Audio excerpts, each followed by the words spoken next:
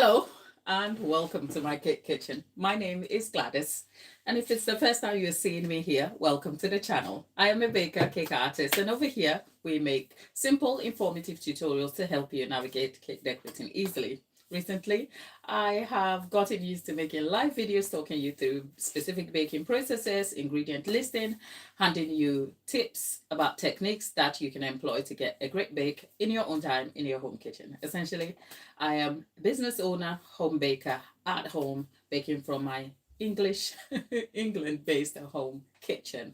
So if it's your first time here, welcome. And if you've already been here before, welcome again. And thanks for spending your time with me today. Today, we're doing something a little more exciting. In recent times, I have undertaken some buttercream making processes. And today, we are onto one of those buttercreams, which is Russian buttercream. Now, if you haven't heard about Russian buttercream, a simple synopsis of Russian buttercream is a milk-based buttercream that combines smoothly with butter. It has its downsides, but it is great for piping and a little more stable than some other buttercreams. But the high point of this buttercream is its smooth mouthfeel, but more than anything, how easy it is to come together. Now, during our baking sessions on these lives, I make sure that I talk you through the intention behind my process and why I am choosing a specific element or item to bake or make, and what are the influencing factors of that. For this buttercream, I'm choosing it because today it's my son's birthday in a couple of days, and he's a young kid who loves chocolate cake. So I'm looking to almost like control or mitigate the issues of sugar where possible. So when I looked at all my recipes, I thought, I have made French buttercream, Swiss meringue buttercream. There are so many buttercream options, but I have already tried them. So I thought I'll come and make Russian buttercream, chocolate Russian buttercream for that matter. The base is from a Russian buttercream, from which it is upgraded to the chocolate buttercream. So I'll be talking you through that, but the end product is going to be the chocolate Russian buttercream, which we are making. So by so doing, I will manage my time quickly, be able to hand you some information and techniques about a new buttercream recipe that I haven't actually taken on specifically on this channel. It's not my first time using Russian buttercream. I have used it in my own times, but haven't actually recorded it as a video. I think it made a short appearance on my banana cinnamon caramel cake, which is right here on this channel. So I thought it would be a good buttercream option to undertake, talk through the process, hand you ingredient listings and the techniques I employ. Now, something interesting about this buttercream is that there are some other elements of generalized buttercream that are like standard for instance, the consistency or temperature of the butter to use and all that stuff and how much you have to whip the butter. This almost goes against that a little bit because sometimes you can use cold butter for this. Not solidly cold, but it doesn't really go with the standard recommendation of having soft butter generally. So that is kind of an interesting thing. To upgrade it to a chocolate buttercream, normally I prefer chocolate bar in my chocolate buttercream for good reason, because sometimes I find that the powdered elements or the cocoa powder used in chocolate buttercream, if not handled right, can leave you a very gritty mouthfeel or a mouthfeel that isn't really smooth and can be a little bit bitter. This employs a little use of baking soda, which is actually interesting because it's not used for any baking purposes or for leavening. It is actually used for activating with the acid in the cocoa and neutralizes it, which darkens the color and also gives you a smooth finish to your buttercream. So those are exciting things we will know about this chocolate Russian. You'll find me slipping back to my French because I've made French chocolate buttercream, which is amazing. So let's stick with chocolate Russian buttercream. With that said, when we get that done, I'll probably be transitioning also to making the base liquid for the chocolate cake with which this buttercream is going to be smooth later. I hope this week is going to be a series which will see us make the buttercream, bake the cakes, and eventually put the cake together for my young man who has specific specifically told me, Mama, I don't want anything. I just want the cake you made me last year.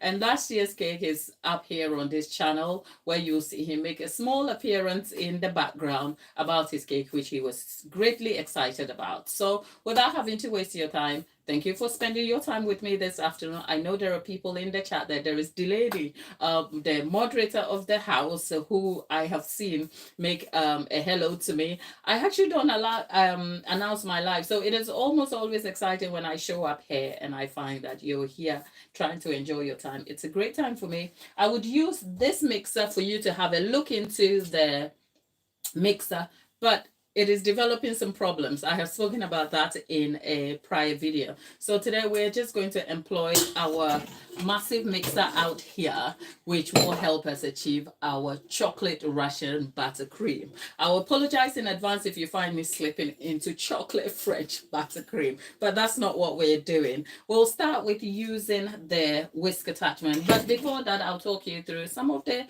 general ingredients that I am going to be using for this buttercream. Ingredient listed and exact measurements I have already left in the community post here. I'll be updating all of those details in the video when we finish this session. But as always, you can check back in and check that. But if you're impatient or you want to know exact quantities of what I've used, I've already posted that in the community post. I should also say our community post is a live interactive place where we catch up and the conversation about cake related ingredients continues. So you're welcome to check that out and be part of the community. It's not like a community itself, it's just a community post. So on the homepage, you have videos, you have live, you have the shorts, and you have community posts. So that is where we post the text stuff, just in case. Because I've had people ask me, oh, how can I join the community? We don't have a community yet. In fact, our community is right here. It doesn't cost you anything. And whilst you're at it, consider subscribing, hit the notification bell to be notified of videos such as these and more. And please don't forget to share this video with anyone who loves to bake, because the intention here is that these videos are super beginner friendly, that hands you techniques and real information that you can utilize in your home kitchen. So if you're a baker who has just started this journey, whether you're hobby baking or you're looking to transition, it is probably a good stop for you to kind of get the information you need to help you achieve some consistent, confident bakes in your own time. So without wasting your time, we have butter here. I think I have about 600 grams, about 615 grams of butter. The butter is cold at this point, but it's not so cold that it is solid. It is cold enough that it can still maintain its form when I press into it, which requires a little bit of pressure. I have spoken a lot about the consistency or the type of butter you need for buttercream, which for me is normally a little smoother than this. Not too soft that it falls apart, because then the structure of the butter that is needed to form the buttercream base is broken, and that will lead to problems in your buttercream making process. But if it is too hard, it will not cream easily, which is also going to create problems for you. So the consistency of butter weighs on a spectrum, and at this point, it is much better to have a look in and have some visual cues to observe rather than just a plain generalized information about what the butter looks like. So I've spoken in depth about, I think most of my buttercream series videos here on this channel have spoken in depth about the consistency of butter that you need. However, in this particular recipe, we really need the butter to keep its form. I left it at room temperature thinking, oh, it will probably keep it form. And then after a while, I think half an hour in, I came, because the weather is hot, it has turned a bit soft. So I had to put it back in the fridge to firm up a little bit. But as you can see, the butter still has its form, and I really have to apply some pressure here to get the buttercream, the butter to fall apart. You want to be able to use a butter that has you want to be able to use butter that has a high ratio of fat, because then that guarantees a smooth mouth feel for you. And that goes for most buttercream or all buttercreams, just so that you can get a great tasting mouth feel to your buttercream. Now over here, you can add, we have a sweetened condensed milk. Now we have different types of condensed milk, the light, which is diet friendly. I don't know. I'm just saying that. But the light and all sorts. This is just full fat sweetened condensed milk here. There is 480, is it 480 grams, I believe. The the exact quantity is on the community post. I have gone ahead and formed the base paste for the chocolate, which will be added to the buttercream when done. Now, this is just cocoa powder, which is my Nature's Heart organic cocoa powder, right? I have 70 grams of those, into which I have added about 30 to 35 grams mils of hot water and half a teaspoon of baking soda. The baking soda is not for leavening or anything. It just neutral. It reacts with the acid acidic cocoa, and it's neutralized. It doesn't leave an aftertaste or anything, but it enhances the color and also leaves this rather smooth looking. So when used in the buttercream, it doesn't affect anything except for it's neutralized in there. So that is just about that. And also I have the ingredients for making the base liquid for our chocolate cake. We'll come to that a little later. But essentially, these are all we need. Well, there is also vanilla to be added and a pinch of salt. Now, I'll say you can add some. You can use salted butter, but the thing with salted butter, I have an inconsistent relationship with salted butter. They are good for when I need it without wanting to use the salt, but sometimes different quantities of salt are used in different brands of butter. So because I changed butter for what I need it to be, on this occasion I'm going to add a pinch of salt. But you can, for this quantity of butter, we have about 600 grams. You can swap 450 grams of unsalted to 150 salted, and by so doing you can take away the salt. This recipe here is quite adaptable. Now, I know some Russian buttercream recipes require high ratios of the condensed milk to the butter. This ratio here works perfectly without an overfill of a mouthfeel of condensed milk. Also, you want to make sure that it remains stable and it's not drippy and too soft. So the ratio and combination here works perfectly. It comes together easily in a short time. It pipes well, and it's also fairly stable because the butter here is a little more than the condensed milk here. So that is something to note, and I will probably come back and leave more information in the description box at the end of the session. We're going to start with creaming the butter first by aerating it. And by aerating it, we're going to whip air into it, which will change the volume and consistency and appearance of the batter. We'll see the batter change from the yellow block that we have here to a solid, a smooth, light looking batter. So I will show you when we get there. The trouble with this mixer here is that it gets a little bit loud. So when I have to turn it on, it can be extremely difficult to talk over it. But before I turn to whisk that on, I'm going to get in the chat, see who is there, so we can catch up quickly before we continue the task.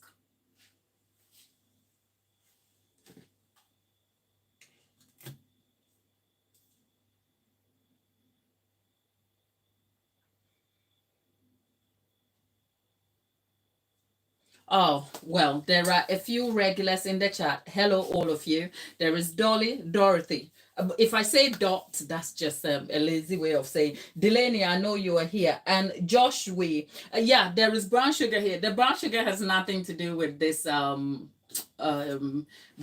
here. The brown sugar and golden brown sugar is actually going to be part of the chocolate cake base. So just in case you're curious to know, that is just something. There is collude. Is it collude? I hate getting people's names wrong, but hello, thank you. And for all of you who are silently in the chat, it's a pleasure to have you in there. And I hope you derive some value in today's session. Delaney is at it. Delaney, thank you for always holding the group and the chat going. You know, I can't do it without you. And it's massive pleasure to have you. So Delaney is our moderator in the chat. So if you see somebody kind of hyping you guys up, it is Delaney who is keeping the chat interactive, because our chores here are task-based. it can be difficult to complete the task whilst also keeping the chat interactive. So show Delaney some love whilst we're at it. And whilst you're at it, Delaney is trying to encourage you to like this video. So it prompts YouTube to send this video out to any bakers who might equally find it useful. So we're just going to start creaming this. That hasn't worked, has it? Right. Now, let me just clarify. You could use a paddle attachment for this part of, oh, I've got buttercream here. You could use a paddle attachment for this part of the buttercream, the batter. I am just using a whisk because it will do the job quicker for me, and it will make absolutely no difference here in terms of whether I swapped it for a paddle attachment. A paddle attachment will take longer because essentially the use of the paddle and the whisk has its place and purpose for what one is trying to achieve, right? But most buttercream recipes will require using, say the American buttercream will require the use of a paddle attachment. Now, that is purposeful, but in my American buttercream, I even use a whisk, and that is because the whisk, the essence of creaming is to add in air for the batter to expand and aerate. And by so doing, the consistency changes from yellow to light looking.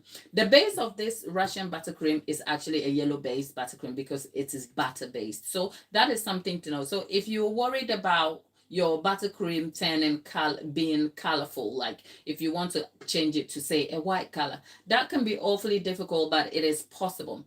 I have spoken time and again on this channel about the use of color in buttercreams without having to compromise mouthfeel. As a result, preferably, I don't like adding too much color where it is not necessary. As a result, it is also important to talk about how the buttercream transitions or is affected by color. This buttercream actually colors very well because obviously it's fat based, it's an emulsion, and it handles both gel and oil colors very well.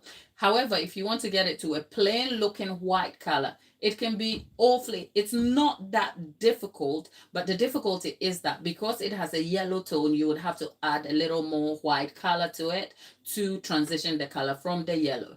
Sometimes I think there's recommendation that to get the color looking white, you can add a purple base. But I think all of that is also set in preference for what one is trying to achieve. From a white based buttercream or white color purposes, I would probably settle for Swiss meringue because naturally, because Swiss meringue is Swiss and Italian meringue are made from egg white. By the time you come to add the butter to it, even though it's still butter based, they are a little more whiter in color or lighter compared to, say, your French and Russian buttercream that have like a deep yellow tone to it. So just so you know, this buttercream colors very well, holds color, it's stable, easy to come together, and it has some good bits that it works in its favor.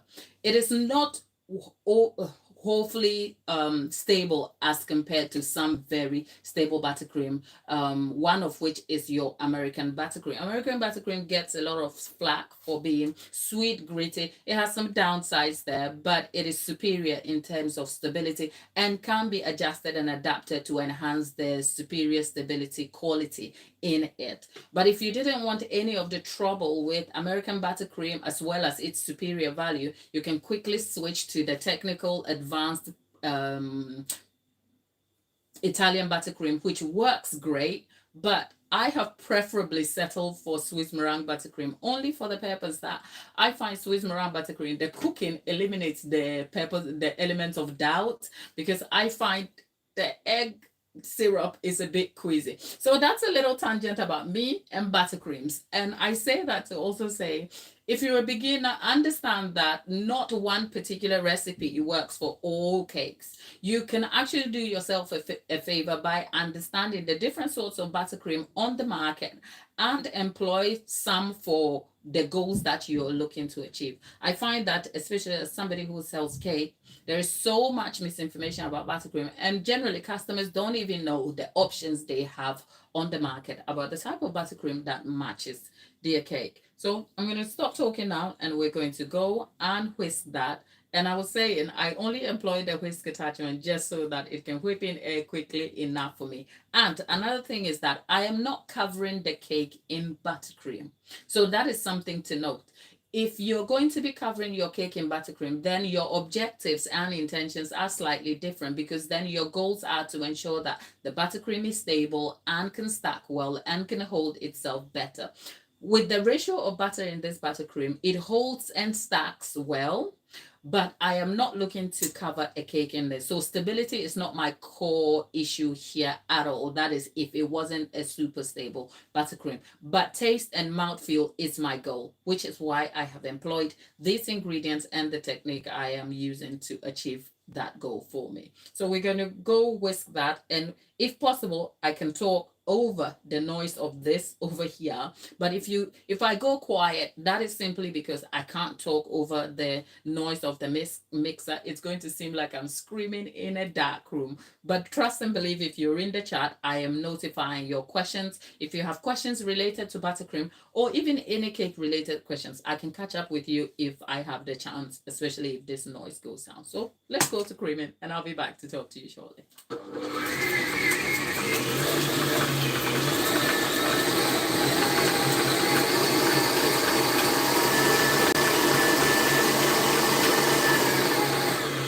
A quick one. Now I'm creaming this at 6. That's high on this mixer here. And the reason why I didn't even swap that for this mixer is because this mixer's head makes a little bit of noise, which is why I'm using this one. But because I want this done very quickly, the speed is going to be about 6, which is max. Well, I'm turning it. 6 is on the number. You have 6 and then you have max. So I'm going to be turning this on max. But more than anything, I am also going to whisk it for probably 4 to 5 minutes. And then we can come back and have a look at the consistency of that. So bear that time in mind.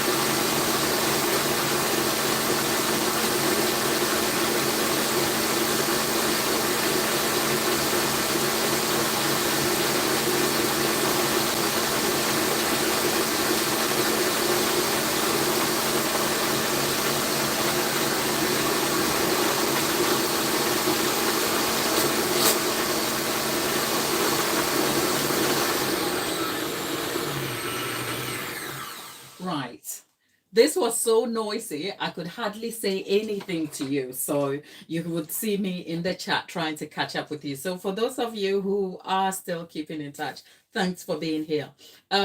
Dolly, if you want to try this recipe, I have already left measurements on the community post. I said that already. And there are photos of some of the ingredients. You don't necessarily need all the exact ones, as long as you have access to cocoa powder and condensed milk, you'll be good. And yes, Viv, I know the school break is meant to look like you are having rest, but after I was telling my sister, I said after a week of the kids being at home, you're like, when do you go back to school again? It's a long 6 weeks, honey. So sorry about that.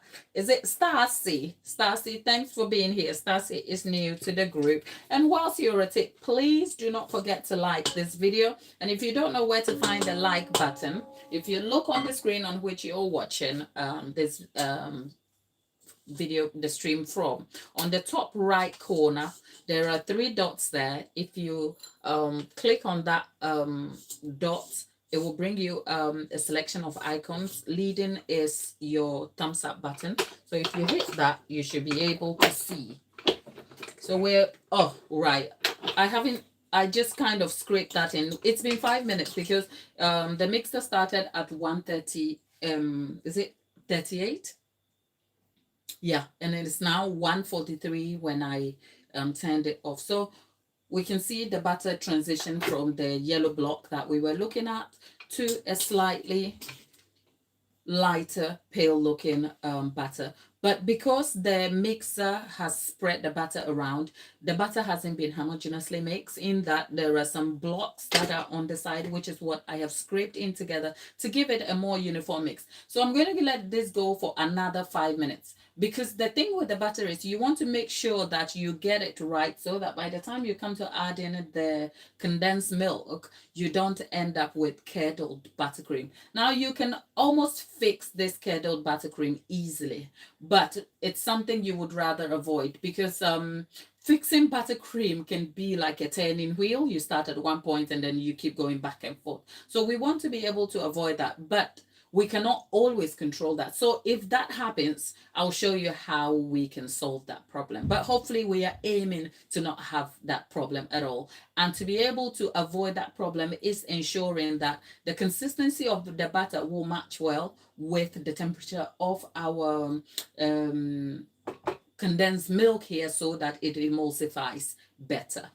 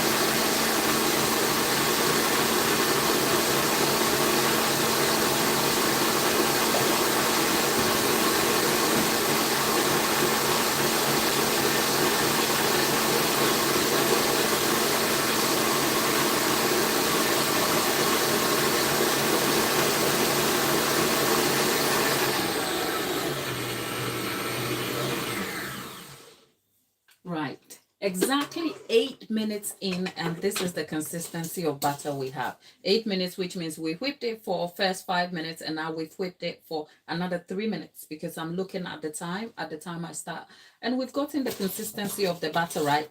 Now the butter is super soft here. Don't forget that weather conditions will affect how quickly this whips as well. If say this was a winter season and I was whipping this, it would probably take a little longer. But because it's a warmer, also this has come together rather quickly. I was aiming for 10 minutes, but at 8 minutes we have the consistency of the butter changed completely. It has mixed uniformly in the pan, whatever it is. So we are going to add the condensed milk at this point in time. You want to make sure that the condensed milk has also some form to it. It is slightly viscous and it's tight looking. That is because I kept it in the fridge to make sure that it is cold. Some recipes will require you to add this in parts. I have found that pouring it in and making it work kind of still works either way. So I'm just going to let that whip again. And the quantities are in the, so I start slow and then it goes, right? It's on. And just before we go on, this is the part where using this mixer. It's a bit annoying. I just want you to see into the mixer or the consistent look. The condensed milk went in and yet we still have a steady buttercream right here, just so you have a look. So if you're a beginner, and you want an easy buttercream that comes together quickly, probably this is one way to go, especially if you're not fast about American buttercream. But like I said, this has a very milky mouth feel and aftertaste. If that is not your thing, then you might want to avoid that. Also, if you like condensed milk, this will probably be your thing. And I chose this specifically because the milk aftertaste is not a bother and actually pairs very well with the chocolate cake. And this buttercream is obviously going to transition to become a chocolate Russian buttercream, which will actually cancel out some of the milky aftertaste. But if you like condensed milk, it's super nutty. It has a nutty aftertaste and milky mouth feel to it. It is actually great, but it's also important to point out some aspects of a particular buttercream that may not be appealing to everybody. So I'm going to let that whip very quickly. At this point, you probably, if you're using salted butter, we're done here. You're just going to let it whip and then you're done with the buttercream. Maybe another 5 minutes or so. So entire time frame, excluding prep time, is about 15 to 18 minutes and you have buttercream done for you. But because we weren't using salted butter, I'm going to add a pinch of salt. And actually, to manage the mouth feel and milky aftertaste of it, I'm going to add a little bit of sugar, about 40 to 60 grams, especially for this quantity, because the ratio of sugar added has to also fit into the quantity of other ingredients. Too much sugar and then you have too sweet buttercream, and a little less sugar and the problem you're trying to solve is still there. So I find that for the ingredient listing I have here, 40 to 60 grams of icing sugar works very well. So I'm going to add the sugar and a pinch of salt, but this is going to kind of whisk for another 5 minutes before we transition it to the chocolate buttercream.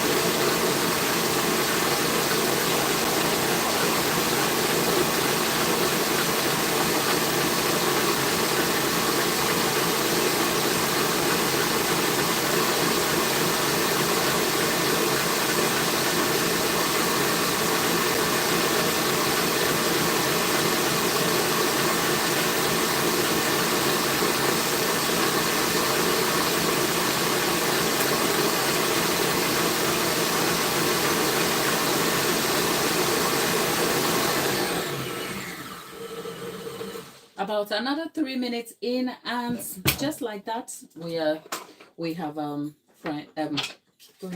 buttercream. Now I'm going to taste it just so that we can tell what that feels like.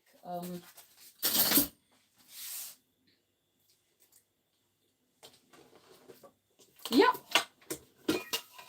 fantastic buttercream. It's super light, but like I said, it has a milky aftertaste.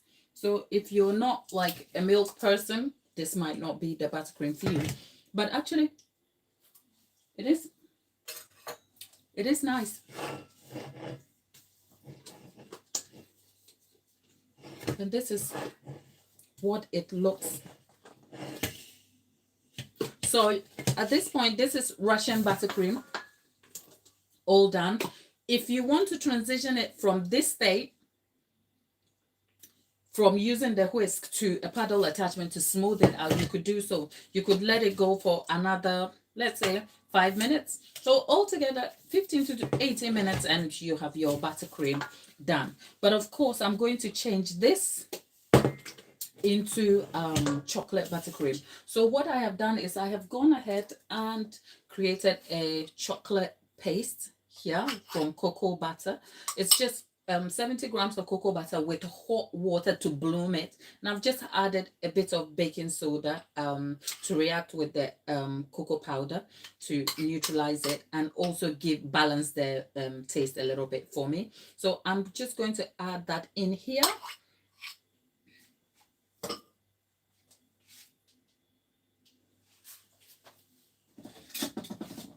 I recognize that if I did this on the live, it means I have to let the warm water this cool a little bit, because it will have a tendency to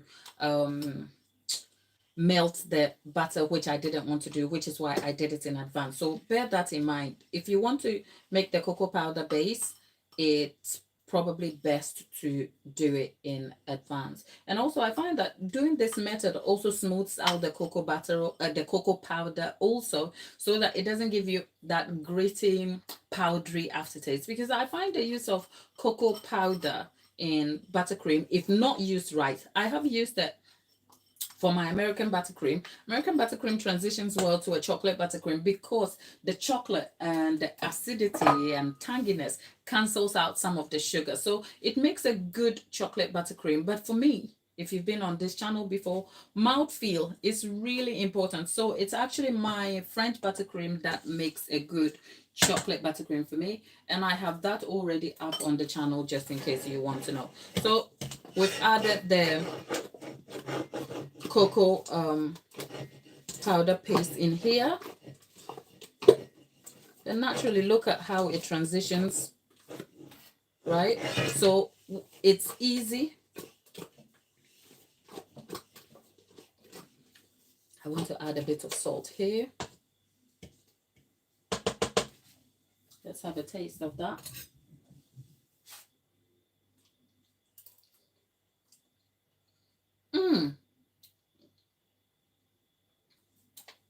That's a good chocolate buttercream. You might just want to try this. Because there is the milky aftertaste, right? The cocoa cuts through. There is a tanginess to it. And actually, the sweetness of the condensed milk is settled better with the chocolate. So you still have the milky aftertaste. So if the milky aftertaste is going to be a problem for you, this might not be your buttercream to go for. However, it's a good one, if I say so myself. All right, so we're going to clear this in here, and then I'm just going to swap for the paddle attachment and let this mix together for another 5 minutes, and that's it. We'll be done with our Russian chocolate buttercream.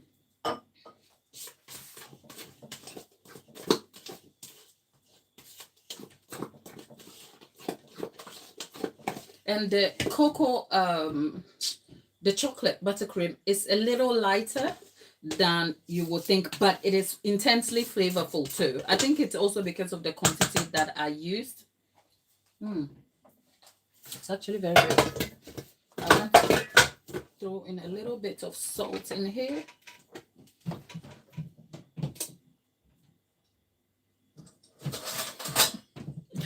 Delaney, you're out here trying to get me in trouble. Delaney is talking about wanting to lick the bowl. Okay, let's start creaming this. It's 202. I'm actually going to cream this on low just so that it can smooth out the air bubbles and give me a smoother looking buttercream essentially. And that's it. Really, we're done.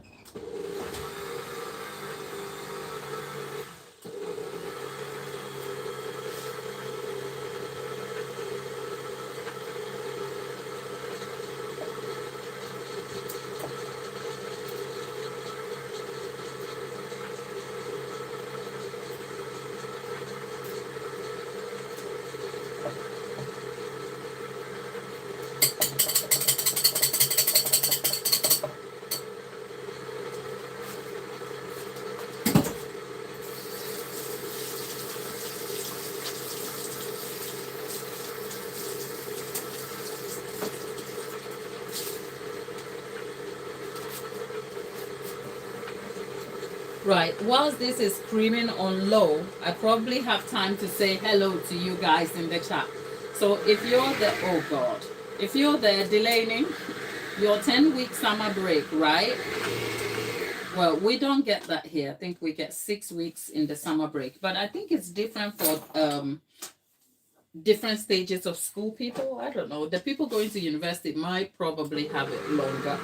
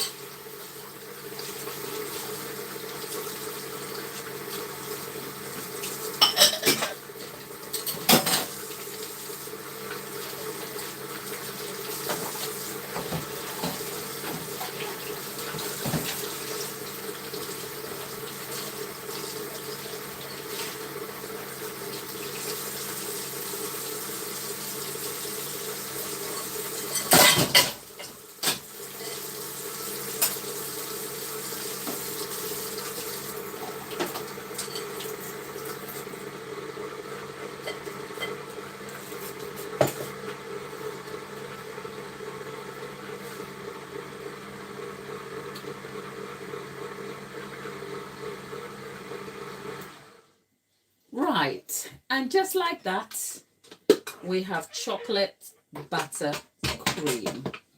Chocolate French buttercream. Wow.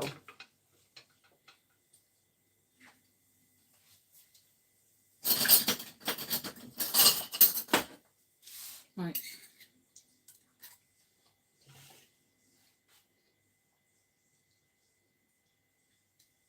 That's a good buttercream.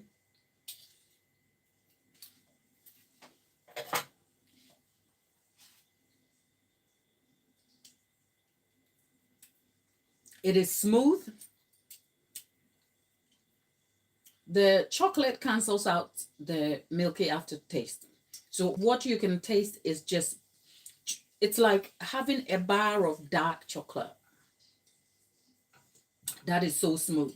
Even if I so myself. Mind you, I do not like super, super sweet buttercream. So let's get that out.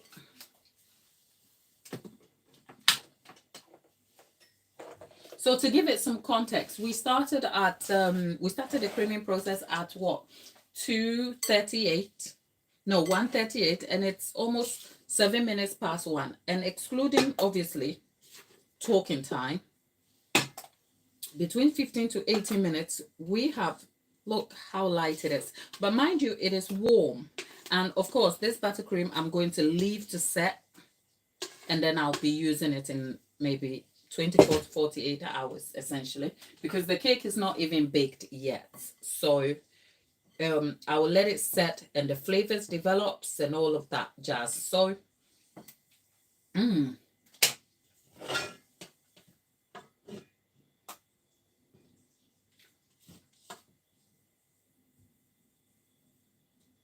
right.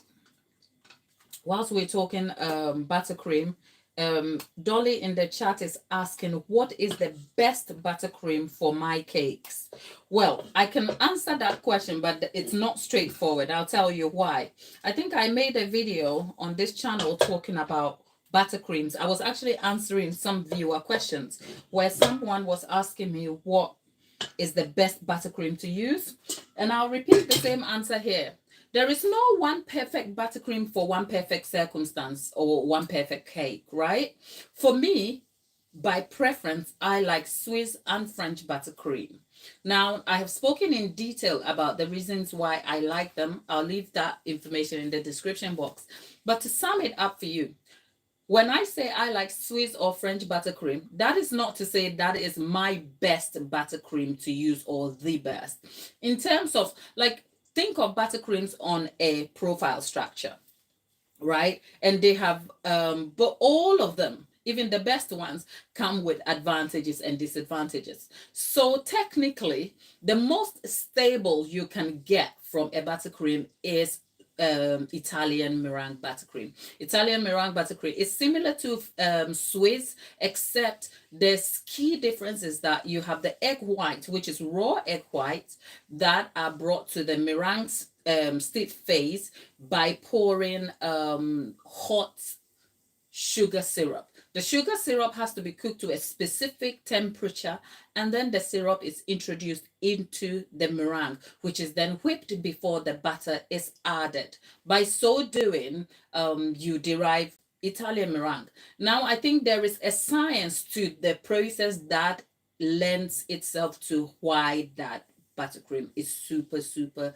stable. I have tried it. I think my very first attempt at an Italian meringue buttercream, I've left it in the description box. I had some slight problems, but generally when I left both on a summer's day at room temperature, I found that the French meringue, the French buttercream obviously ended up collapsing, looking oily, whereas the Italian remained steady. So there is no doubt that the strongest stable buttercream you can go for in many cases is Italian meringue. But that is only true to a certain point in terms of its stability. No buttercream in the making of cake or in the history of cake can stabilize under extreme weather conditions. We're talking extreme sunny weather conditions. So you still have to take steps to ensure that whatever you do, your cake is not exposed to conditions that will affect its stability, key being the sun. Having said that, if you were a beginner and I introduce Italian buttercream for you, technically going through the phases and making that in large quantities might be difficult for you. So by recommending Italian buttercream as a beginner, that may not be completely feasible for you. However, besides stability, it has a great mouthfeel. It is smooth tasting. It is great. It is actually a very technical, very advanced form of buttercream to make. But if you follow the processes, you derive great results. But how many can you make to cover a tiered cake? That is if you're going for a buttercream covered cake. That depends on your circumstance. So in your circumstance, will I say Italian buttercream works for you? You might have to answer that for yourself. Mine is Swiss meringue, and that is because I don't like the the thought of raw eggs. That is just preference. But by settling for Swiss meringue to eliminate my doubts and issues with Italian meringue, I am compromising slightly on stability because Swiss meringue doesn't stabilize as strongly as Italian. But it works for me, and that is because in my circumstance, I don't cover my cakes with buttercream. Generally, my cakes are ganache cake. Ganache is superior in terms of quality, mouthfeel, and stability for cake. So as a result, I can make any buttercream. And in fact, when I'm thinking of buttercream, I'm thinking about it in terms of taste profile and mouthfeel and enhancement of the taste of the cake overall instead of covering the cake. So stability with buttercream for me has never been an issue, which is why I have been able to settle for Swiss and French. French on the list of stability is actually worse. You introduce a little bit of heat into French and then it collapses because there's high fat, not only derived from the butter, but because it's predominantly an egg yolk based, which has high fat content in there as well. So it doesn't hold well and it collapses very quickly under the heat. But like I said, I don't cover my cakes in buttercream. So it holds better when I use it in filling cakes. But will I introduce that ganache cake filled with French buttercream in the hot sun? Probably not. And actually, by doing that, I have found ways where I found that on certain days in the summer heat, my cake has collapsed. I have those videos on here. So I say all that to say to give you some context to the use of buttercream, that there is no one specific buttercream to a specific cake except what works for you. And in fact, I will say the best buttercream for you will be the buttercream that you understand very well, understand its key ingredient composition, its process and techniques that you have mastered, that you have greater understanding and control of, that you can derive and change to suit your circumstances when it calls for it. So for instance, we know American buttercream is super beginner friendly, but it's super sweet.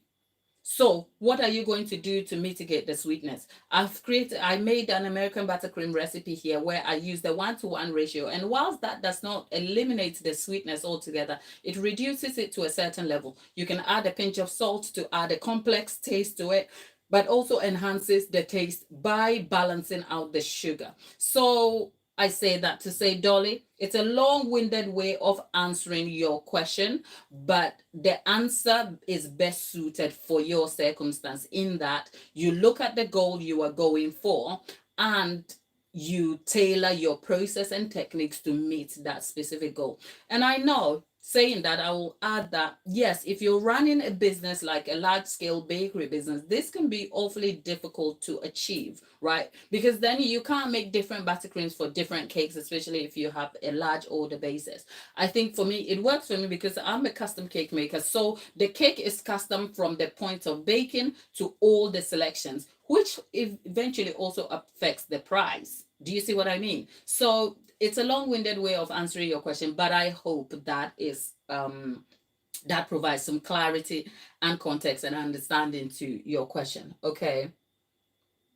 But that is just, by the way, talking about buttercream over there, Dolly, and I hope that is understood over there. So our buttercream is done here.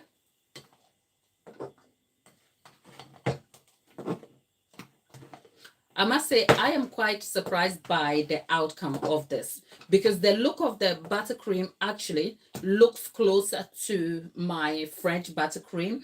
And what you can do is you can either enhance this by increasing the quantity of cocoa powder or actually increasing, adding, say, dark chocolate ganache to it. It mixes very well. I've tried all of that, but this is a completely beginner friendly way for you to derive this buttercream without any issue. So we're done with the buttercream. I'm going to move and clear the surface, and then we're transitioning to making the base liquid for our chocolate cake.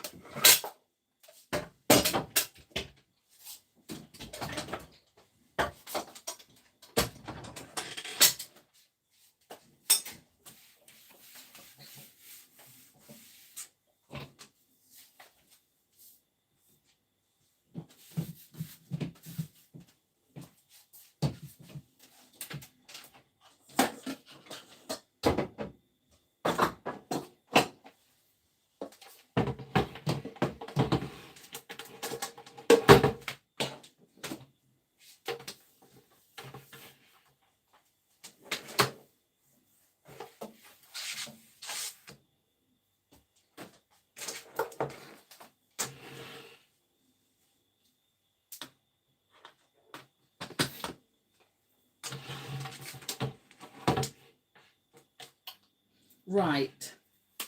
So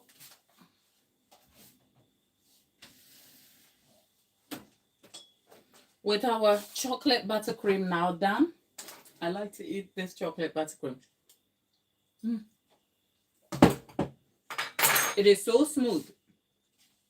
You can actually have a whole spoonful.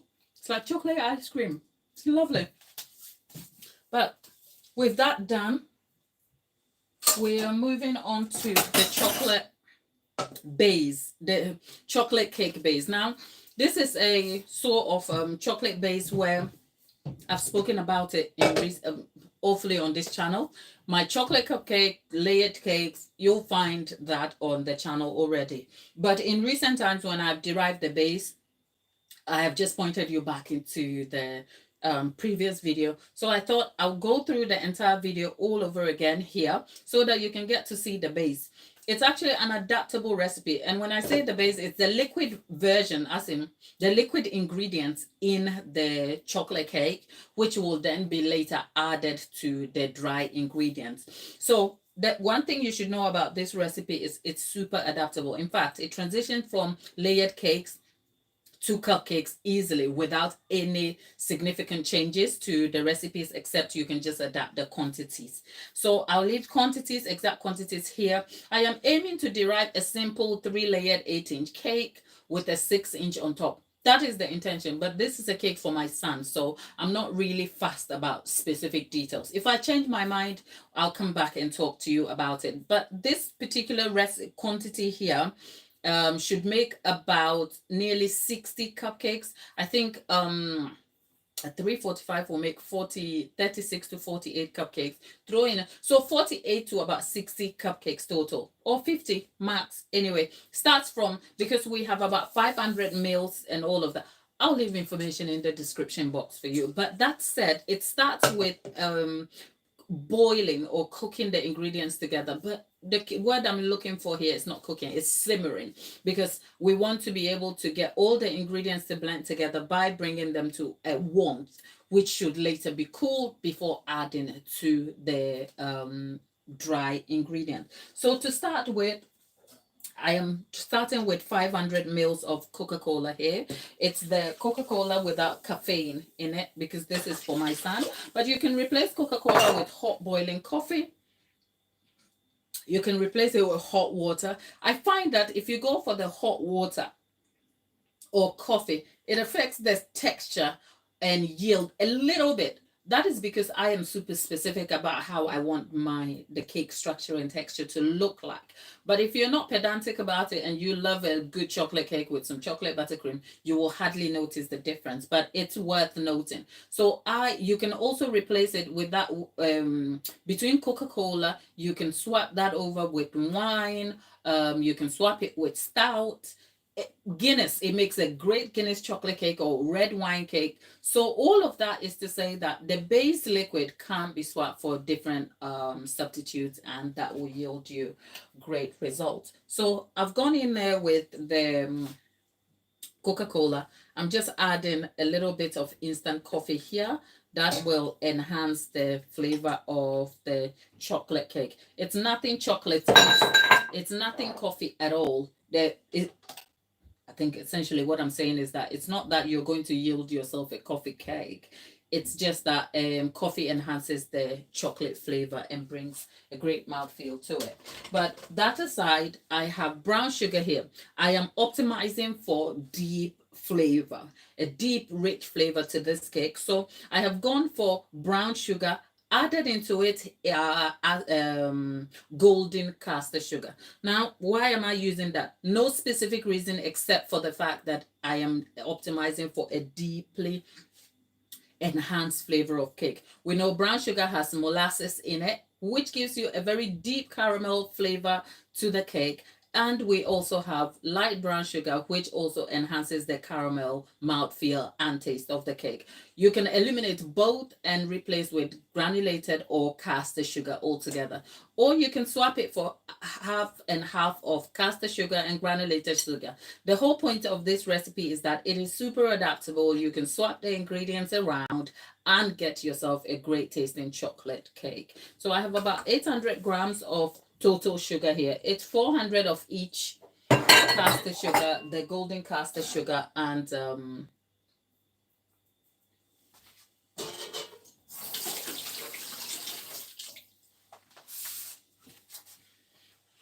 golden caster sugar and brown sugar. Now I'm stirring all that. The heat here is relatively low because essentially what I'm looking to do is I'm not cooking this vigorously. All I'm trying to do is ensure that the sugar dissolves into the liquid mix and the other aspects of these ingredients here will dissolve. That's all I'm looking to do.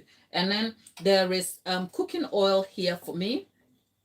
The fat in this all together comes together about 500 grams, and you can use half and half cooking oil and butter. You can use all butter altogether. You can use cooking oil altogether. Neither is it's essentially what I'm trying to look for, which is that the recipe transitions easily. It is adaptable, which means it's flexible and you can get away with changes without affecting your consistency or your outcomes adversely. Also, I have actually replaced butter in the past with complete um, brown butter, which is when the butter is cooked down for a nutty flavor. I have done that and it has enhanced the flavor. But because I'm using brown sugar here and golden brown sugar, I think the flavor profile here should be optimized enough for me. And these are for kids. So I don't want to go for like a super intense flavor, which will be off-putting for children, which means that the adaptable nature of this recipe means that I am also able to change it to suit circumstances. If I was making this cake for a chocolate cake lover who loves intense flavor, I'll probably go for brown butter, which will bring a nutty and earthy taste to the cake as well. So I've added that in. And also, additionally, for this recipe, I throw in 200 grams of chocolate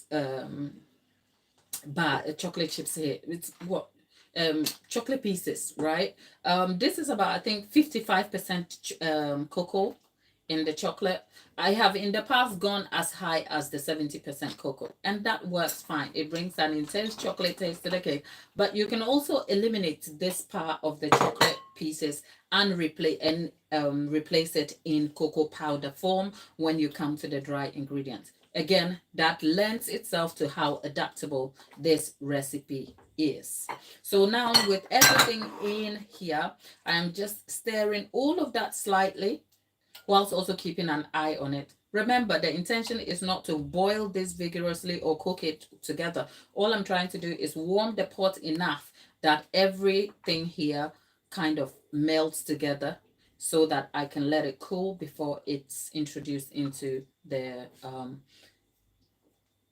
dry ingredients.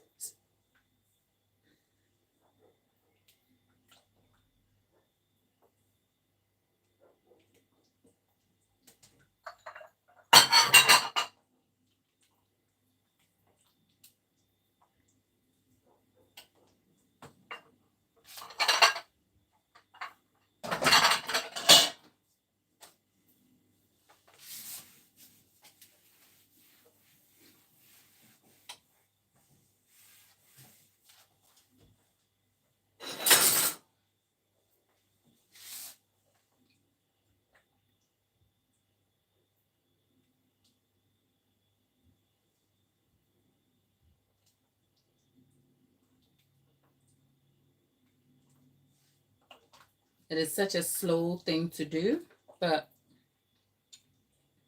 once it's done, you just leave it to cool. In the past, this part of the process requires the use of sour cream, except practicing it over time and trying different techniques has taught me that instead of adding the sour cream to the mix right now, I can actually add the sour cream when I finish dissolving the other ingredients here, so that the sour cream cools the warm liquid quickly. So that is something to note.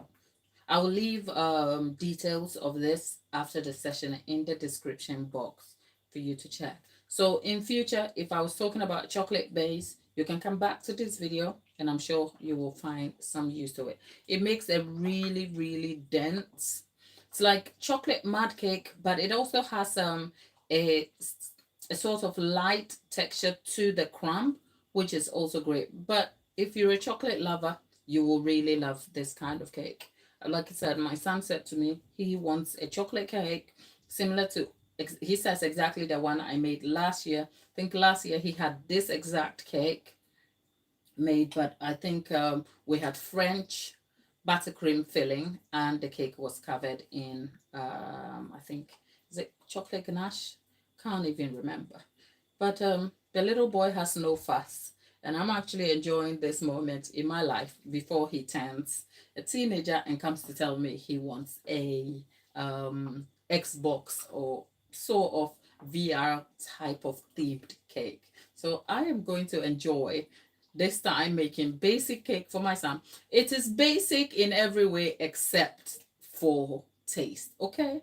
This is an advanced flavor profile for a young person, very chocolatey, because his mama makes cakes. So it is not basic, but in terms of design and presentation, it is fairly basic because I'm not going for any additions because he doesn't like buttercream, a lot of it.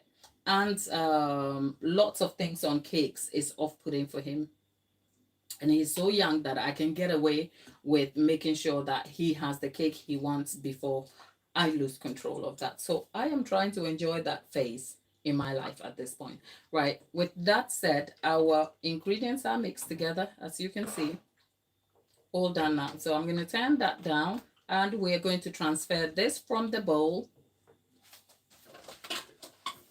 Transfer it from the saucepan into a heat-proof bowl.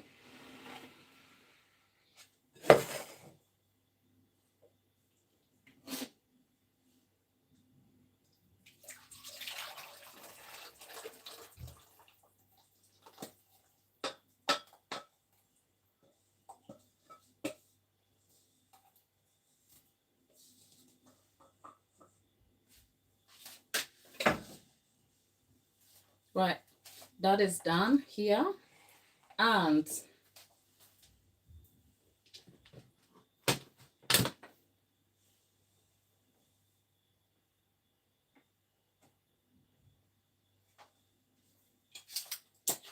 oh gosh, right, Viv, right, I am adding the sour cream into this.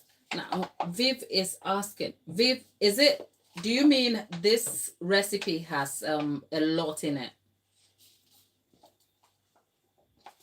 or the one you're using? I can't seem to understand what you're saying.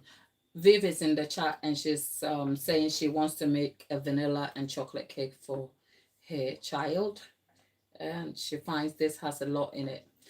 Well, depends on what you mean. If I went for a simple sponge chocolate cake, which can be done, so you derive the base from a vanilla cake essentially, and then you add the cocoa powder. You can yield yourself a simple cake for a child, or even a simple cake, a simple chocolate cake. That's fair. But like I said, I've always been clear about how intention affects my objectives over here, right? So I'm not looking for like a plain Jane type of cake. Okay, I want a cake that is flavorful, that has a great mouthfeel, that is intense, especially for a chocolate cake, which is why I've derived this. But say if I wanted just a basic chocolate sponge, then yes, I will derive it from creaming the eggs and stuff together and then adding the cocoa powder in there. That will yield you a fairly good chocolate cake. It's one is not better than the other. It's all a case of preference and what is important to you, what you're trying to achieve, and what recipes suit your purpose, my darling. But yes, I have found those ones like the vanilla cake that has the powdered cocoa powder added. I found them a little bit dry for me, and the chocolate is not the same. That's at least for me. Okay.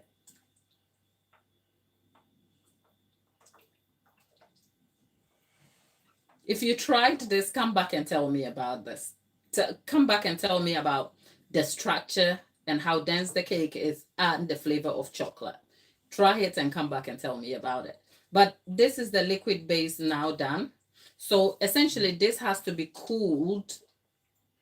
You can put it in the fridge to cool or leave it at room temperature to cool for say up to about an hour. Essentially what you're looking for is that it is cool enough that it can mix into the dry ingredients without having to cook the eggs.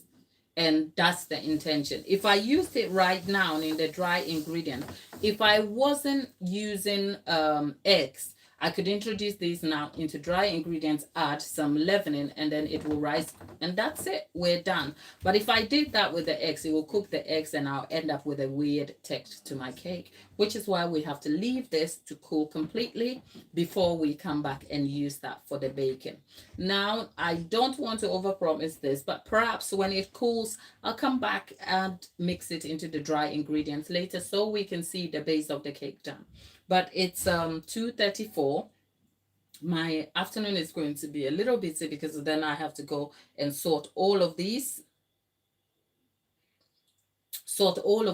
first and come back. So perhaps I would, perhaps not. That's not a promise. But if I do, that will be to kind of add some more value here. Yes, Viv, there's good reason for all the ingredients. You know, many, if you're using the one pan method or the one pot method, which is something, this is not exactly a one pot method because you saw me simmer the ingredients over warm heat and then poured it into another bowl and all of that. So it's not essentially a one pot method in terms of word, but it fits into the category of the one pot method where you form a liquid base that you introduce into the dry ingredients. So the selection of ingredients are very similar to that process. So there are different processes and different techniques to derive a particular cake. You can go for the creaming method, which is synonymous with the butter cake method where you cream your butter and sugar together. But that's not the only one way you derive a sponge cake. You can also go for the Genoese sponge method where you whip your egg whites that are introduced into your mixture to help with the leavening of the cake, or you can go for the yellow cake that utilizes egg yolks and all of that. So my point is, if you're new to baking, just know that one specific cake recipe and one process is not true for all cakes. You can derive different methods. So for me, instead of deriving my chocolate cake from, say, the angel or butter cake method, I decide to use the one pot method where you have a liquid base introduced to your dry ingredient. Now there's a reason for why I do that, because I want to raise the intensity and mouthfeel and taste of the cake, and also enhance the amount of chocolate that goes into this cake without affecting the overall finish of the cake in its sponge form. I choose this method because then it means I can add more elements without affecting the crumb integrity of the cake, which is why I've chosen this. For instance, the sour cream enhances what moisture in the cake, but the base here, if you look at other chocolate cake recipes that employ this method, the Coca-Cola is just for me to enhance flavor and serve as the stable base because it fizzes. But you can reduce the Coca-Cola and replace it with hot coffee. hot coffee is almost a generalized ingredient composition with some of these chocolate cakes. And for some who feel like you don't want coffee, you can replace it with hot water. So the selection of ingredients plays into my objective over here. You don't have to go for all of this. But of course, if you don't add, say, the sour cream, you're going to end up with a different textured cake instead of adding it. So my point is, sometimes you have more, sometimes you have less. One is not better than the other. It's just a case of what is important to you, what you're trying to achieve. If you're looking, and this process is a little longer, I should say, because in the time that we've been simmering this over heat, we could have transitioned to a sponge cake that uses the creamy method and we would have derived our batter. So if time management and getting a quick sponge is your thing, then yes, that would be the option. So for this, whilst this is my go-to recipe, I wouldn't say this is the best cake recipe out there for you. Do you see what I'm saying? So this has a lot here, but it doesn't necessarily mean it's the best for your circumstances. But my point is, you might want to try this, come back and tell me what you think about it, right? Because perhaps you probably will not appreciate a dense, like chocolatey filled cake. But one thing about this cake, obviously, if you're not too much into sugar, this is less on the sugar because of the selection of ingredients. So that's a bit of more information about this particular cake, just in case you want to know. But I'll leave information in the...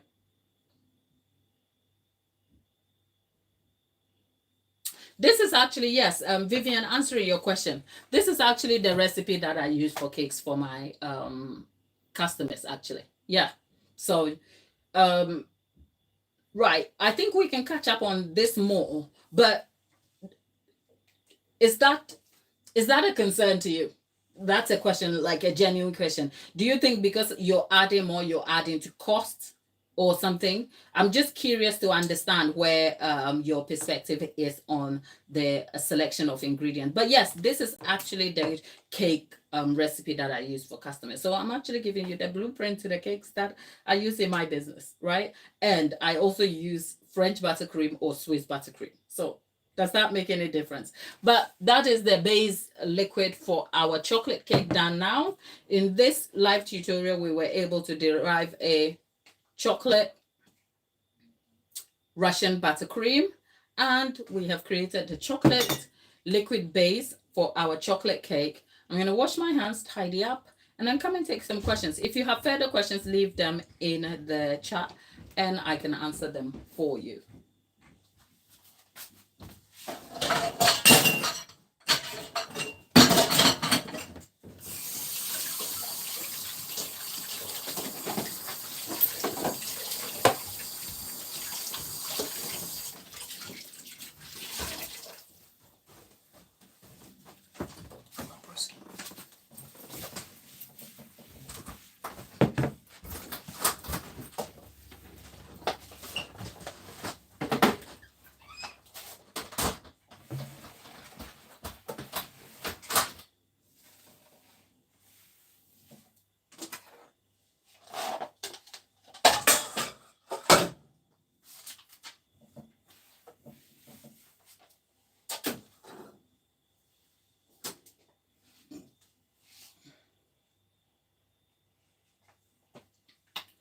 Right, I realized I didn't add vanilla to it, so I'm just adding a bit of vanilla.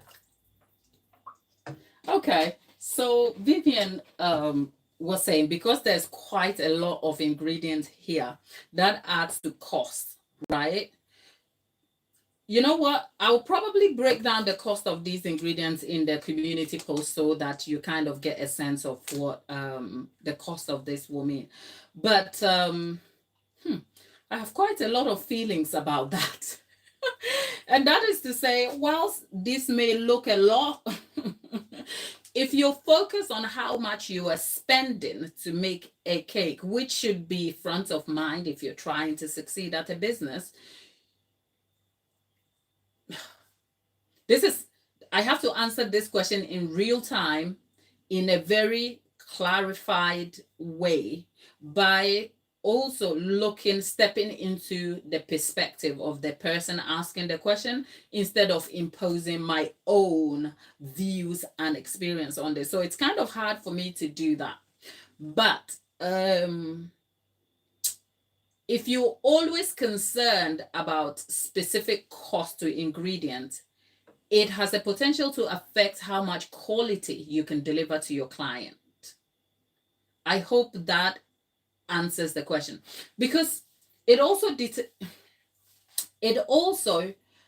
should play into what kind of cake maker or what kind of business owner and product you are delivering to individuals on the market. And I know this may not apply to all, so I'm going to try my best to make sure that I answer the question in a way that helps you, right? Hello there. If you're new in the chat, there is Marie from Mauritius, and there are new people in the chat. Thank you for being here with me. If you're just joining the stream, we made some chocolate Russian buttercream here. Very simple, easy to make buttercream here that has a great mouthfeel. I've been eating this buttercream, and we are going to be making a cake later, which we will be using this buttercream for. As a result, we have gone ahead and created the liquid base for the chocolate cake, which I will be making later. Now, all of that is done, and I just have some time here to... So I've just had some time to answer some viewer questions. There's a lovely viewer of mine, Vivian, who has raised concerns about the amount of ingredients in a recipe and how that adds to cost, right? So like I said, I wouldn't be able to do the exact maths here, but Viv, trust me, I will make for this exact quantity here. I will make sure I can put this up in the community post just so that it can give you some sort of clarity. But my point is, whilst cost of ingredients is important, it is only important to a certain extent and how that influences your business, your goals and outcomes, right? So if I was a business and I didn't consider my costs, then of course I won't be running a successful or profitable business. You have to consider the cost of ingredients, your running costs and all of that. So all of that plays into money, how much you spend and how much you get back. But by picking the ingredients I use here means that I have factored that into the cost. And whilst cost is important to be considered in this process, the most important thing for me here is not just the cost. The cost is in tandem with the quality I am producing. And it's as simple as that. So will I swap this particular cake recipe for a lesser cake,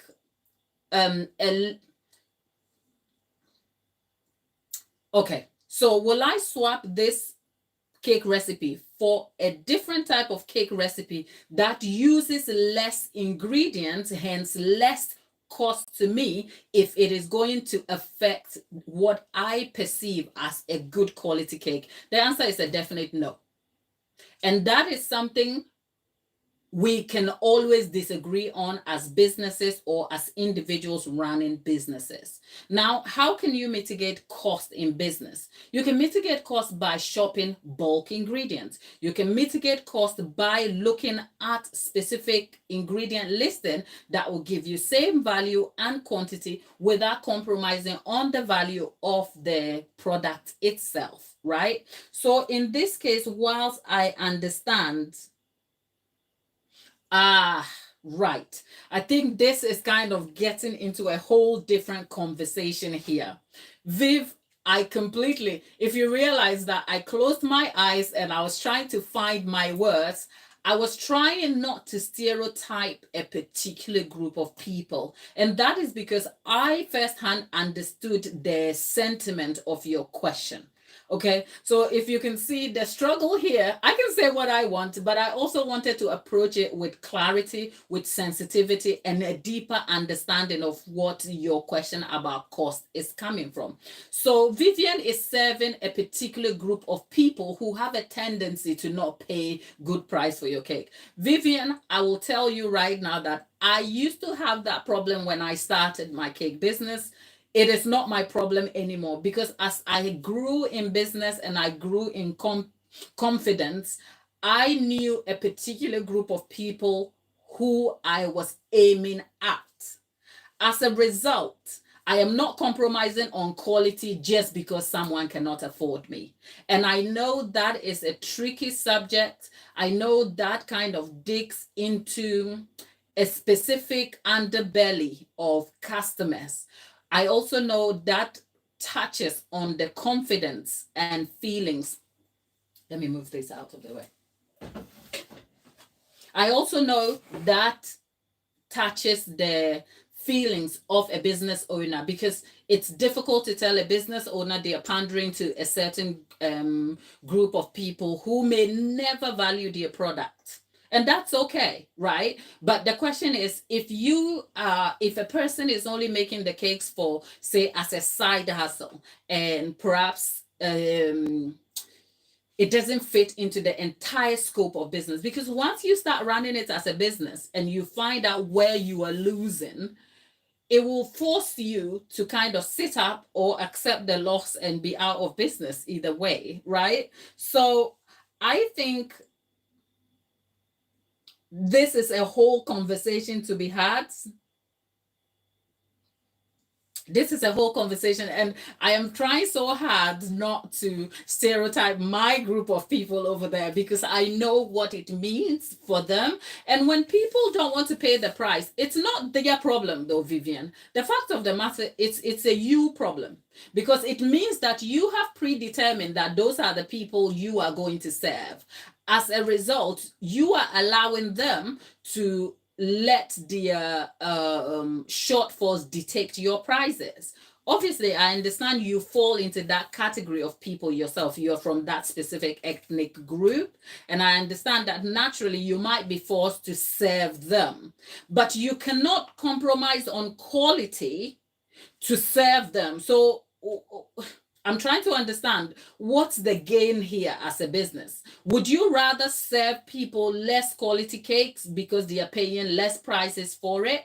Unless perhaps like we can agree that whilst cost may be more for more ingredients, whatever ingredients and choices you're making in terms of your ingredient options, you're still delivering quality. Then it doesn't matter. Are they paying you? They may not pay you as much for, say, if you deliver the kind of value I deliver.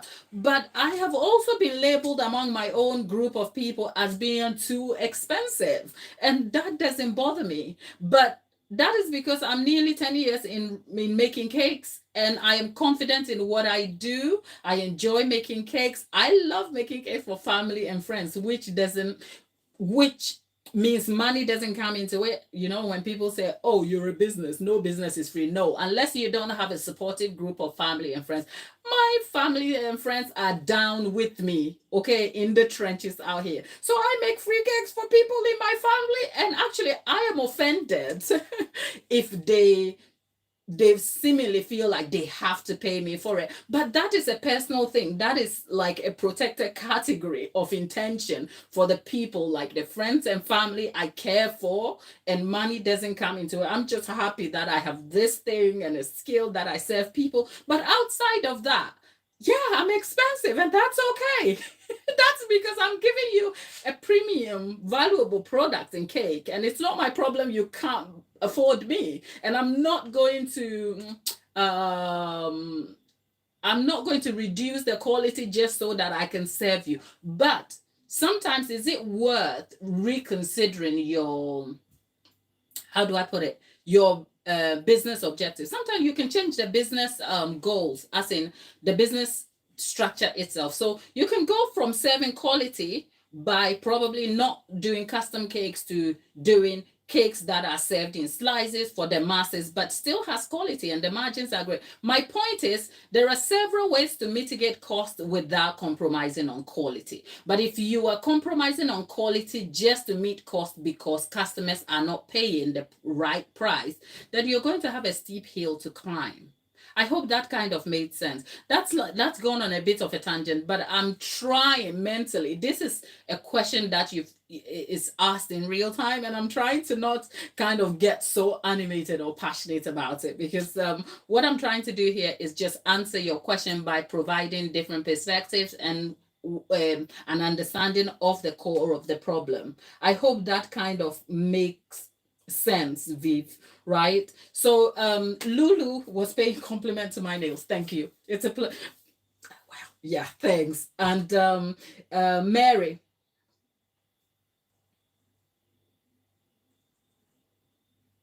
Yeah, sure. So my point is, I don't disagree with you, essentially. But if you specifically look at well, Vivian is agreeing that yes, you can use a different kind of recipe that uses less ingredients without compromising on quality. Definitely. Well, I mean, that is why I said the ingredient choices I make, for instance, doesn't necessarily mean they are the best for your circumstance and for you, but they work for me and my costs are mitigated fairly and it works for me in terms of my price point. But if, say, someone came to me and wanted a cheaper cake and I felt I couldn't compromise on quality, I wasn't going to get like a selection of ingredients that are less than because they are cheaper, right? I just won't do that because it's not my problem that you cannot afford me. But if I chose a selection of ingredients that will enhance the quality that I want to guarantee to a customer, that is on me as a business, which is why I think sometimes it can be very unhelpful when we start comparing each other's prices, because a lot of things affects the business price, the prices of a particular cake. Sometimes even the business plan affects how much they price the cake for. For instance, if say I had two industrial sized ovens that takes like up to 10 tins of cake layers at a time, that reduces my time and efficiency a lot, which means my per hour rate for a cake may be way less than the single home baker who is using a single home oven, right? So cake prices are not just determined by the cost of ingredients. It's also determined genuinely by the running and production cost, which is also influenced by overheads and a few different things. Now, talking about cost, for instance, right? I prefer French buttercream and Swiss meringue buttercream. Now, in terms of ingredient selection, you think they are very low in terms of ingredients. So you just have eggs, egg whites for Swiss for that matter. And then you have, what do you call it, sugar. When you add the cost of that, it is very less compared to, say, some other buttercreams. But where Swiss or French buttercream becomes expensive is the time, because it takes up to half an hour. And for every half an hour to 3/4 of an hour, I charge an hour's rate for it, if you like. So for that, say if just for the purposes of an example, if my per hour rate for deriving Swiss meringue buttercream is say £15 per hour, including washing up and everything, then if I throw in an ingredient, my cost per batch of Swiss meringue buttercream will be way more than somebody who is making what do you call it, American buttercream. But is Swiss meringue buttercream superior in terms of taste, profile, and mouthfeel? Damn yes. So as a result, what is your, the question is, what is your business structure? What are the goals for your business? What are your the ways you are maximizing efficiency and pricing? Because when you factor all of that in, it can help you determine ways that you can provide value and quality without really getting so super specific on cost. Because when you start focusing on cost alone as an influencing factor to your prices, it has a tendency to affect the quality you have to give to other people. But for whoever is asking about the recipe, I was deriving a chocolate cake base, and it has kind of touched on the subject of pricing, because on top of my head, we have 500 mils of Coca-Cola. We have 800 grams of brown sugar and golden caster sugar. That's 800 grams, right? And we have 200 grams of chocolate pieces, which is made up of the 50% chocolate. We have 270 grams of 300 grams of sour cream, and then we have butter, and then cooking oil. The reason why I added butter, and like I said, the ingredients is the ingredients listings here were to lend to taste, mouthfeel, flavor profile, as well as a good structured cake. And I have thought this through, and I have developed this recipe. It's an adaptation of an original recipe by Nigella Lawson that I adapted to suit myself, but you can find the original recipe online. So yes, that brought the question of ingredients and stuff like that, and how much that affects cost. And I have gone on a tangent about this. But Vivian, I completely understand the sentiment. When you start cake making, it can be difficult. But there is no right or wrong answer to that. I genuinely understand where you're coming from, sis. And I know once upon a time, I sold a pretty cake for £40. I've done it, okay? And sometimes you think, how am I making a living? At that point, I wasn't aiming to make a living. I was aiming to put myself out there. I was aiming to attract a certain group of people. But once it became a very serious business, and I realized that I was sacrificing time, I couldn't afford to give those cakes for £40. So delivering quality also comes with inner work. I say, okay, I'm going to put this out here, and perhaps we'll call it a day. If you're in the chat, hello. It's a lovely subject to be having about cake, cost, pricing, and all that jazz. But it can be an awfully difficult subject to have online, because we have people who are like, prices should be protected. Some people are like, why are you putting your prices? And then sometimes the honest prices people put out there can also make other bakers question themselves. So I'll skate back to saying, running a business is more like a therapeutic process. Hang in there with me. Whew. If you want to grow as a person in confidence, if you want to know what kind of person you are, go run a business.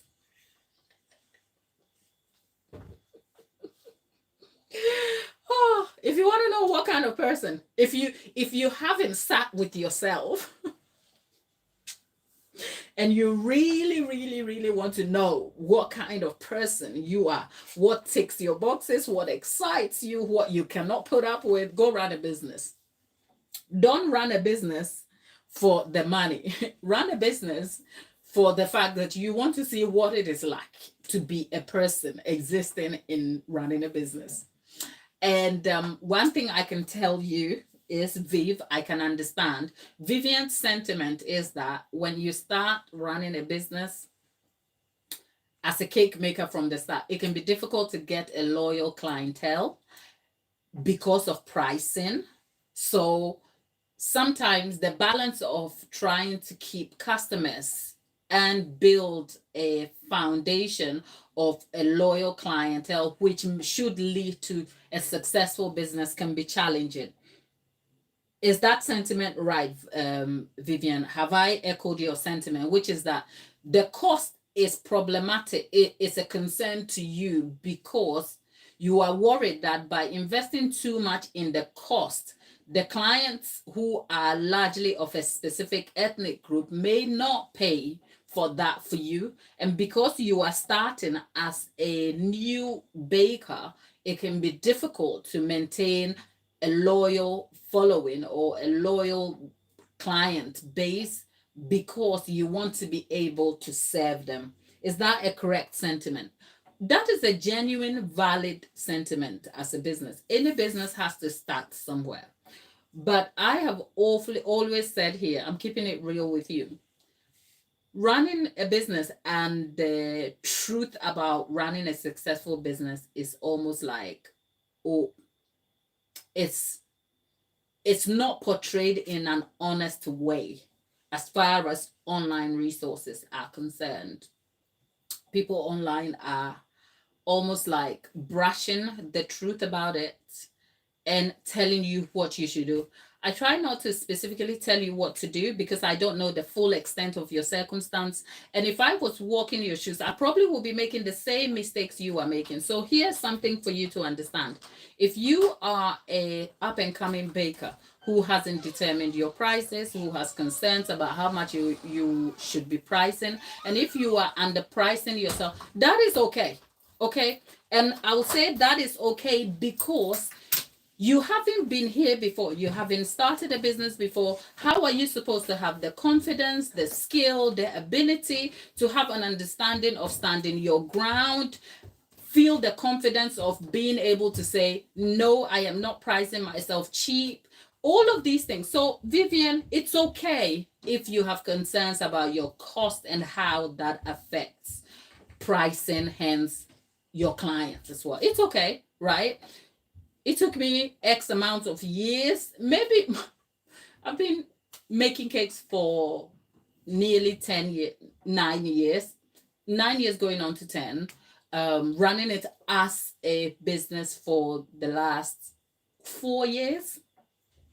And the 4 years has also meant that once I decided to take it seriously as a business, I didn't get everything from start right.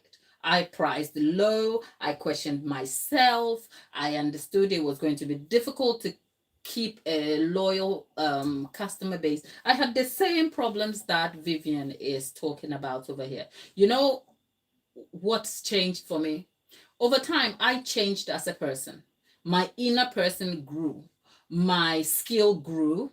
The consistency of what I was doing taught me to be competent and hence confident in my skill. As a result, I was able to accept the no's. I was okay. But being okay with the fact that somebody is telling you you are too expensive, the fear of losing a customer base, hence the fear of not having a successful business, those are all real. Okay, those are real, those are true. But you, like I said earlier, if you want to know what kind of person you are, if you want to grow as a person, go run a business, because you will never be successful if you don't learn to stand your ground and accept the things you cannot control. Okay, if you allow the outside influences, which is that the customer is telling you you are too expensive, and then you go change your prices, tough luck for you, because then you will never. So mind you, in the arena of customers who tell you you are too expensive, are still as a group of them who still feel that even the price you are charging then, which is less than what you should be earning, there's still a group that still want to ride your price down. The point is, customers will do what is affordable for them, right? They like, if I could get a great quality cake for £10, hell, I'm paying 10 quid. I am not going to pay any more than that. So customers will do what suits them. And as a business, whilst you want to keep customer focus at front of mind, because without them, you don't have a business. But it's a fine balance you have to strike right. Because if you let the customers run you wild by their affordability mark, then you are probably never going to succeed in terms of earning an income from the business. So at some point, you have to sit with yourself and determine what you're comfortable about. And trust me, at every point on the scale of running a cake business, I think this is the thing with cakes innately. Because everybody's nana makes cakes and cooking is an intrinsic part of society, cake loses its value because of the perception of people. People think their nana, their auntie, my sister makes cakes. So they do not see the skill and time investment in the quality of cakes that a homemaker can produce. I have had issues with even customers, a customer feeling that because I was a home baker, because my business is primarily set in my home kitchen, because I'm a home baker, they felt that buying a cake from a shop was better than me. And I'm like, okay, good for you.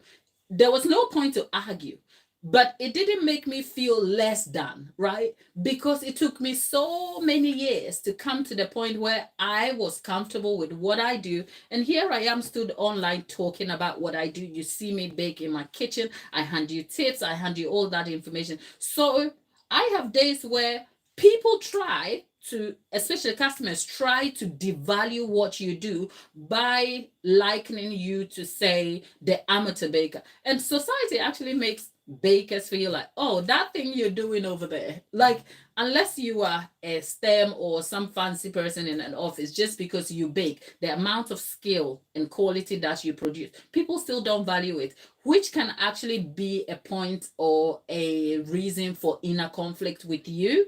So when it comes to cost, Viv, I encourage you to say, you just need to focus on you and the quality you aim to provide, and find the customers who will. That will mean you will have to serve less people, but serving less people means that over time your reputation is steady and solid. And the people who stick with you, trust me, they will. I know my clients, and I'll tell you this for nothing. The clients who buy cakes from me don't buy cakes for their son who is 7 or 8, or their child that is 2. Okay, the clients who come to me on a milestone, important, significant day. So we're talking, say, a first birthday. The first birthday for any parent is huge. Say a 10th birthday is huge. A 30th birthday is huge. 16th, 18th, 21st. You know why? Because people associate a sentiment to those dates. So for that, they will pay anything for the feeling they are going for. Cakes are an emotional purchase. Okay, people buy cakes because there is an emotion attached to the celebration. Weddings are emotion centered. It's a beautiful ceremony of a what do you call it? A rite of passage or an achievement, a part of life, but it's also hugely emotionally centered. So people buy for the emotion. So yes, I quote a cake for 150, and I've had a customer pay that money with no questions asked, because what? They are paying the cake for their 21st-year-old daughter's birthday, and that is more important to them. But they don't come to me when they want a cheap cake for their son who just turned 2. And that's because they don't see the 2 as hugely significant. And for that, they do not want to make that huge investment for whatever cake I have to offer them. And I'm not mad about that. Okay, Vivian, I better stop talking about me and cake pricing. It's a hot subject that can make me feel very animated. But that is also because I understand the difficulties in navigating pricing, costs, and all the things that comes. So I say that to say, Viv, it's okay that you have those concerns, but if you allow that to dictate your value, you will compromise a lot in your business, which has a long-term effect on what you stand to achieve. But maybe the real problem is the people you are also trying to serve. Because if you're serving our kind, the people that are you determined don't pay, you might want to think again on that. And on that note, for all of you who have joined me in the chat today, thank you for your time. We made our buttercream and we made our liquid base. I'm sure we'll continue the chat in the community post over there. Vivian, Delaney, and every single person who's been on the chat. We have had a great time, and I hope you derive some value in this video. I'll see you in my next.